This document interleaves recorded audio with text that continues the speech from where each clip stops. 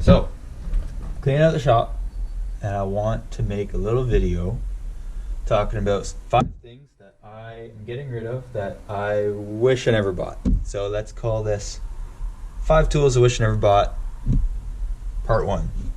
So first up, we got cheap air hose. I don't know where this came from. It was probably on sale, but I have never used the thing. It is so rigid, and I'm up here in Canada, so whenever it gets a little cold out, my shop's not heated, so this gets really stiff. One is a air hose like this, really flexible. So this, I bought it on sale, not worth it, but it's so cheap, I just couldn't pass it up, right? So, going to the Salvation Army. I don't know.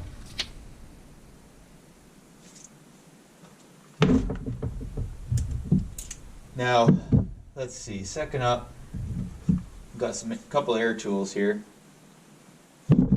This point and shoot little Sandblaster thing. You can tell how much I used it from the dust on it, but the thing is a great idea,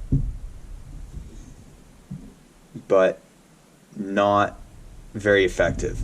You try to use it, you get dust everywhere. I even tried to build a little box, like enclosure, so I could do it without getting dust everywhere, and it didn't really work. You can't see anything. There is nothing you can do with this that you couldn't do with being really careful with sandpaper or die grinder or just a paint stripper. But yeah, not worth the $20 or whatever. Now this tool, air ratchet. I got this. I don't actually regret buying this per se, but it came in a big kit, Mastercraft kit.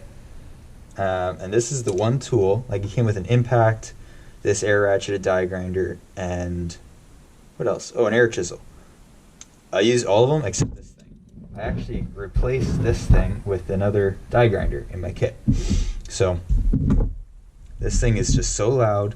There's nothing, like, you can just use a ratchet. Yeah, I don't really see the purpose of these things. Some guys probably swear by them, but not worth it in my opinion. Now, next up we have this air gun. Now, this is the first air gun I bought, and I thought it was just the coolest thing. It's on sale, whatever.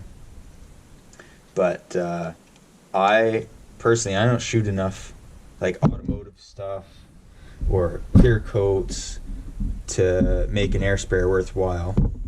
Especially this bottom feed one. Like, you can't, like, it's the tip points down like that, so if you start shooting up, it'll pick up air, and unless you got a good compressor set up with like a pressure regulator, it's hard to get really good repetitiveness.